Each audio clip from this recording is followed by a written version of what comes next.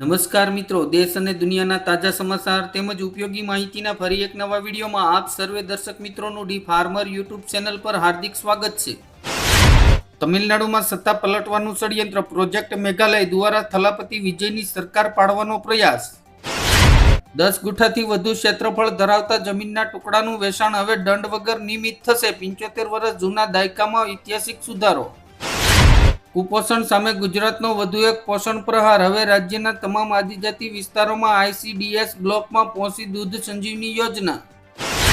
દર મહિને 30 થી 40 કરોડનું દાન, છતાંય એક પણ રૂપિયાનો હિસાબ નથી થતો ગુમ. રાજસ્થાનના સાનવલિયા શેઠ મંદિરનું મોડલ કેમ સરસામાં.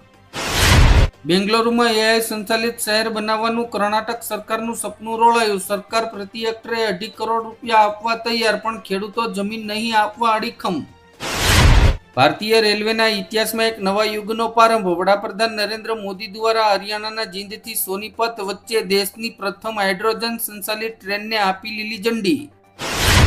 રામ મંદિર સડાવા કેસમાં મોટો ધડાકો. મુખ્ય આરોપી ટીનુ યાદવની પત્નીના નામે નીકળી PWD કંપની. પહેલા જ વર્ષે મળ્યું 45 લાખ રૂપિયાનું કામ.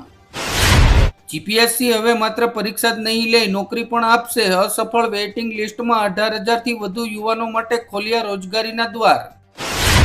રાજકોટમાં પરંપરાગત લોકમેળાના આયોજન માટે વહીવટી તંત્ર દ્વારા કમર કસી લેવામાં આવી. સ્ટોલના ભાડામાં 2,000થી 12,000 સુધીનો વધારો.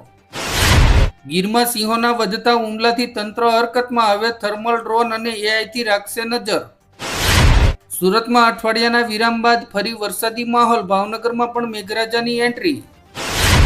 સાળંગપુર અને પાળિયાદ રૂટની બસો 20 દિવસથી બંધ. રિક્ષા ચાલકો મન ફાવે તેટલું ભાડું વસૂલે છે.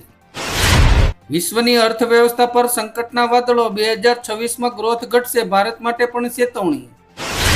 બદ્રીનાથ મંદિરમાં દાનચોરી. SITએ પૂર્વ કર્મચારી રાજેન્દ્ર ચૌહાણની કરી ધરપકડ.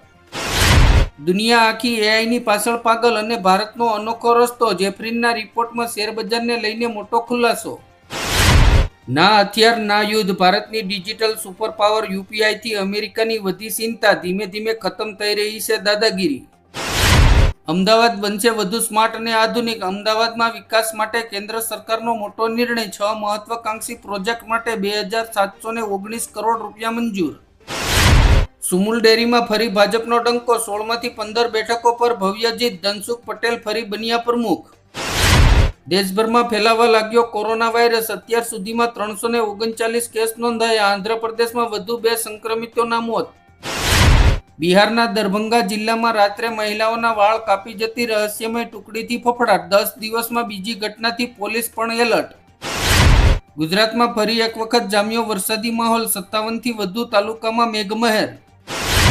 ચીનમાં એક સાથે અને એક જ દિવસમાં લાખો લોકોનું બ્રેકઅપ થઈ ગયું. સરકારના નિર્ણયથી મચી ગયો ખળભળાટ.